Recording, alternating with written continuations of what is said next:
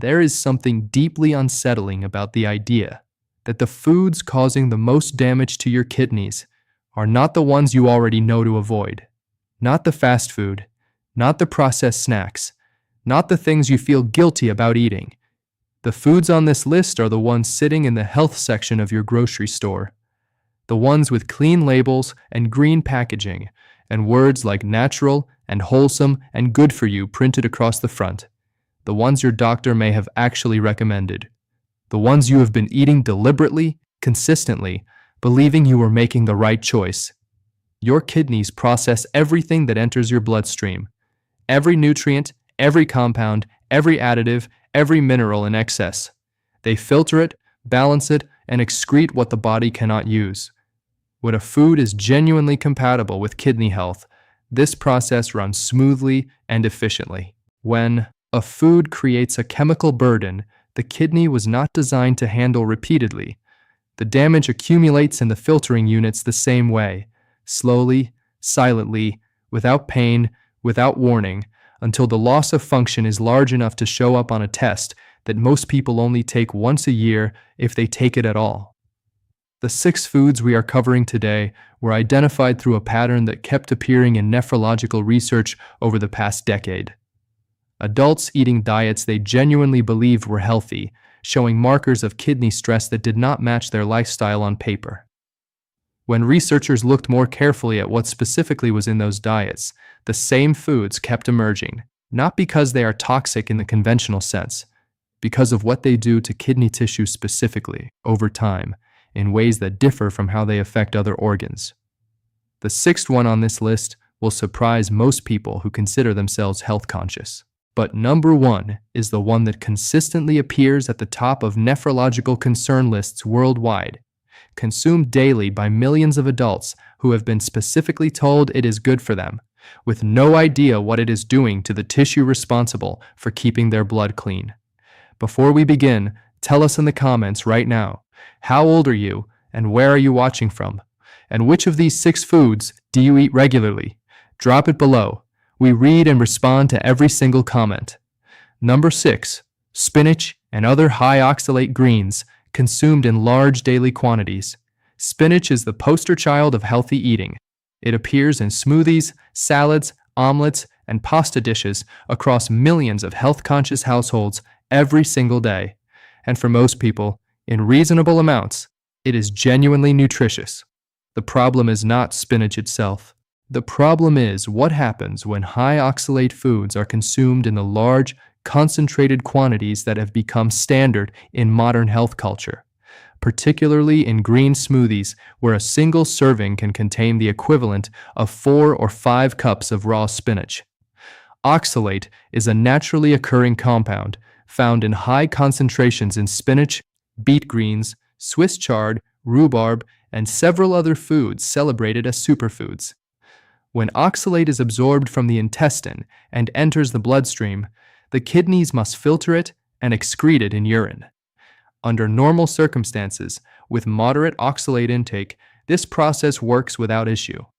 When oxalate intake is high and consistent, oxalate concentration in the urine rises to levels where it begins to bind with calcium in the kidney tubules, forming calcium oxalate crystals. These crystals are the most common component of kidney stones, which is the connection most people have heard of. What is less commonly discussed is what happens before stones form. The process of calcium oxalate crystal formation and the body's attempt to clear those microcrystals produces chronic low-grade inflammation in the tubular tissue of the kidney. Over time, repeated cycles of crystal formation and inflammatory response cause tubular scarring.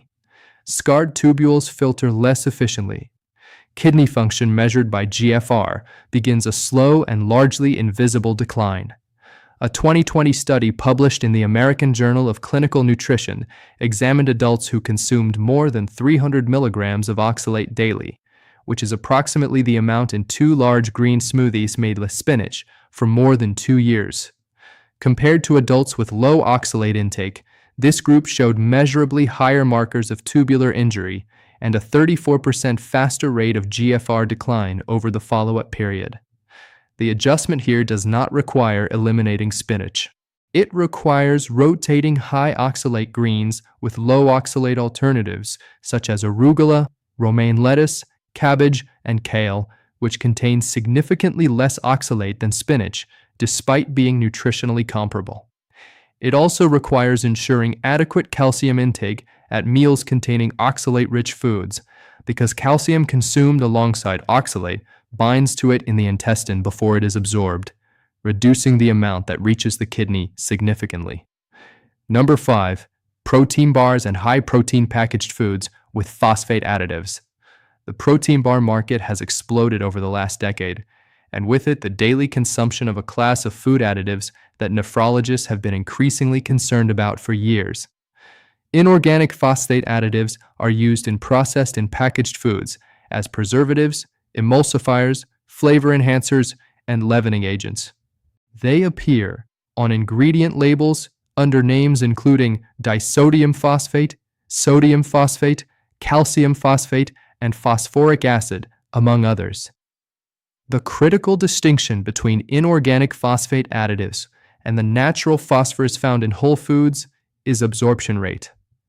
Natural phosphorus, bound to organic compounds in foods like meat, fish, and legumes, is absorbed at approximately 40 to 60% efficiency. Inorganic phosphate additives are absorbed at 90 to 100% efficiency because they require no enzymatic breakdown before entering the bloodstream. The kidneys regulate phosphorus balance by excreting excess phosphate in urine. When phosphate absorption is efficient and intake is high, the kidney's phosphate excretion demand rises significantly. In healthy kidneys with full function, this is manageable. In kidneys with any degree of reduced function, elevated phosphate in the blood triggers a hormonal cascade involving a hormone called FGF23, which forces the kidney to work harder to excrete phosphate, while simultaneously suppressing vitamin D activation and disrupting calcium balance. A 2018 study published in the Journal of the American Society of Nephrology found that adults with early-stage kidney disease who had high inorganic phosphate intake showed 60% faster progression to later stages compared to those with low inorganic phosphate intake, even when total phosphorus consumption was similar between groups. The form of phosphorus mattered more than the quantity. Reading labels before purchasing protein bars, protein shakes, and packaged convenience foods is the practical first step. Any ingredient containing the word phosphate in a packaged food is an inorganic phosphate additive. Prioritizing protein from whole food sources eliminates this source of kidney stress entirely. Number 4. Beetroot in large quantities. Beetroot has become one of the most aggressively marketed superfoods of the last decade. Its nitrate content has been extensively studied for cardiovascular and exercise performance benefits. It is genuinely beneficial in those contexts, in moderate amounts, for most people. For kidney health, the same high oxalate content that makes spinach problematic applies to beetroot, often in even higher concentrations. A single medium beetroot contains approximately 150 to 200 milligrams of oxalate. 2 medium beets consumed daily, a common recommendation in many detox and cleanse protocols, delivers oxalate levels at the upper threshold of what research associates with elevated kidney stone risk and tubular inflammation. More specifically, beetroot contains a compound called betaine that is processed by the liver into trimethylamine N-oxide, or TMAO, which must be filtered by the kidneys. In healthy individuals, this is handled without issue. In adults, with any baseline reduction in kidney function, elevated TMAO levels are associated with accelerated kidney decline through mechanisms involving oxidative stress and inflammation in the glomerular tissue. A 2022 paper in Clinical Kidney Journal examined adults participating in commercial juice cleanse programs that included daily large quantity beetroot juice consumption. Markers of kidney tubular injury were significantly elevated after 14 days of the cleanse compared to baseline, particularly in adults over 55. Most participants reported the cleanse as making them feel healthier. their kidneys disagreed. The practical guidance is straightforward. Occasional beetroot in normal dietary quantities is not a kidney concern for most adults. Daily large quantity consumption as part of a health protocol deserves more caution, particularly for anyone who has ever been told their kidney function is less than optimal. Number 3. Processed deli meats and cured proteins eaten daily. Deli meats are a convenient staple in millions of households. Turkey slices, ham, salami, roast beef, and similar products occupy a significant portion of the lunch and snack routine for adults who consider themselves eating reasonably.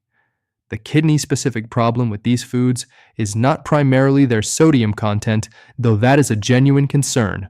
It is the combination of inorganic phosphate preservatives, sodium-based curing agents, and the advanced glycation end products that form during the curing and processing of these proteins. Advanced glycation end products, or AGEs, are compounds formed when proteins or fats combine with sugars at high temperatures or through curing processes.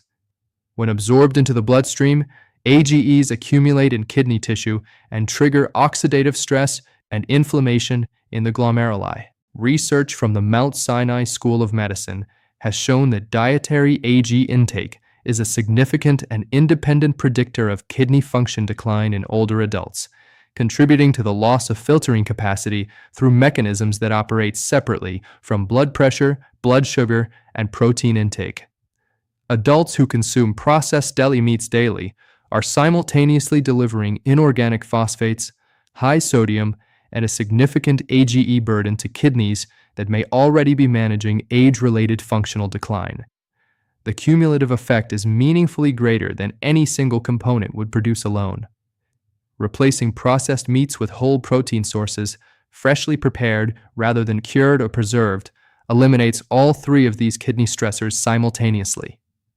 Before we continue, if this has been useful so far, hit that like button so more people can find this information.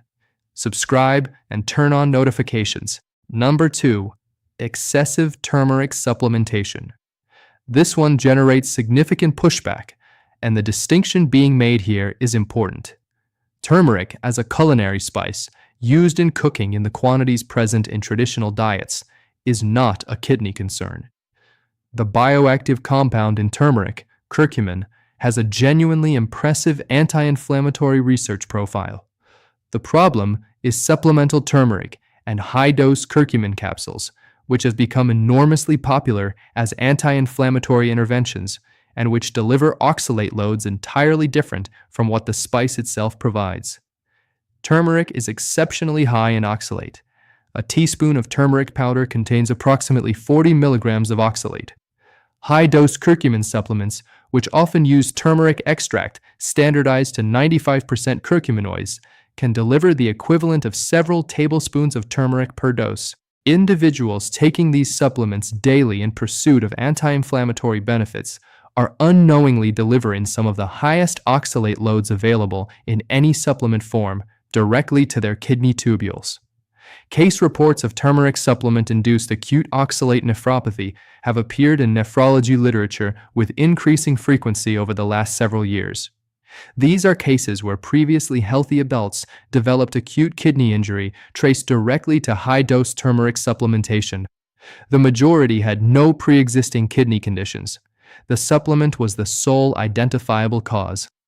If you are currently taking high-dose turmeric or curcumin supplements specifically for their anti-inflammatory properties, it is worth discussing with your doctor whether the kidney oxalate burden outweighs the intended benefit, and whether lower oxalate anti-inflammatory alternatives are more appropriate for your situation.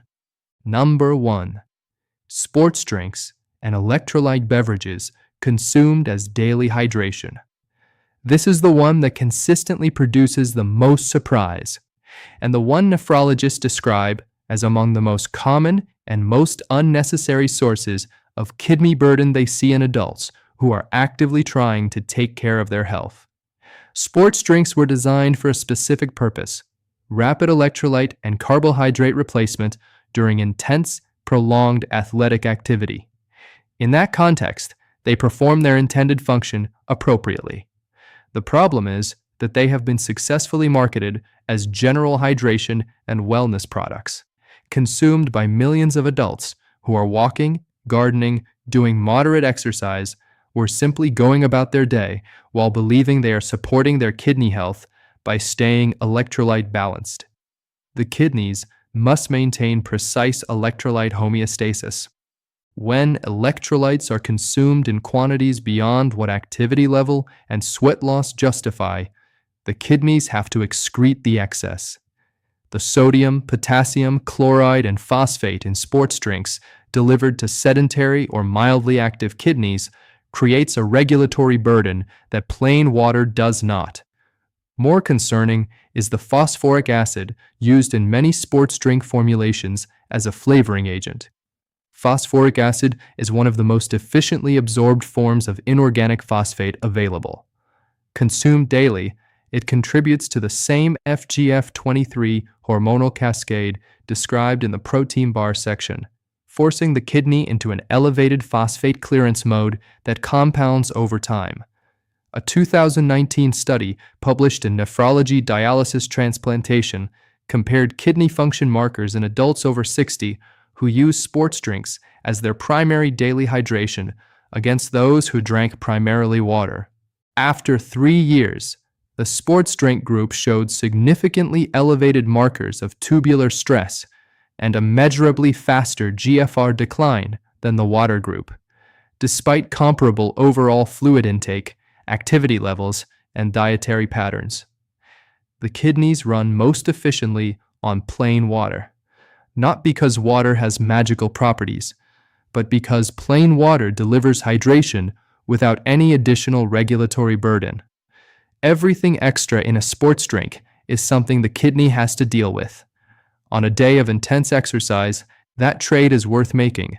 On a regular Tuesday, it is a burden the kidney would prefer not to carry. A man came in whose kidney function had been declining gradually for 2 years. His diet was clean. His blood pressure was well controlled. His protein intake was appropriate.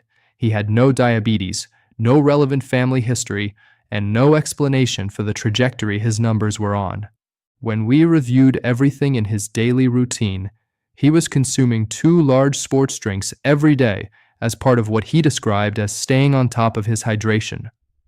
He had read that electrolytes were important and had been replacing his water intake with sports drinks for nearly 3 years. He switched to plain water with occasional electrolyte supplementation only on days of significant physical activity. 6 months later, his kidney function markers had stabilized, not recovered dramatically, stabilized, which, given the direction they had been moving, was everything. Your kidneys are not asking for complicated interventions. They are asking for the right information applied consistently over time. The 6 foods on this list are not poisons in the conventional sense. They are simply foods that create specific kinds of burden on tissue that was never designed to handle them repeatedly, at the quantities modern health culture encourages. The kidney that has been quietly compensating for years may surprise you with how much capacity it has left when you stop asking it to work harder than it has to. Now we want to hear from you. Which of these 6 surprised you most? Are you eating any of them regularly right now? Share in the comments below. We respond to every single one. Subscribe if you haven't already.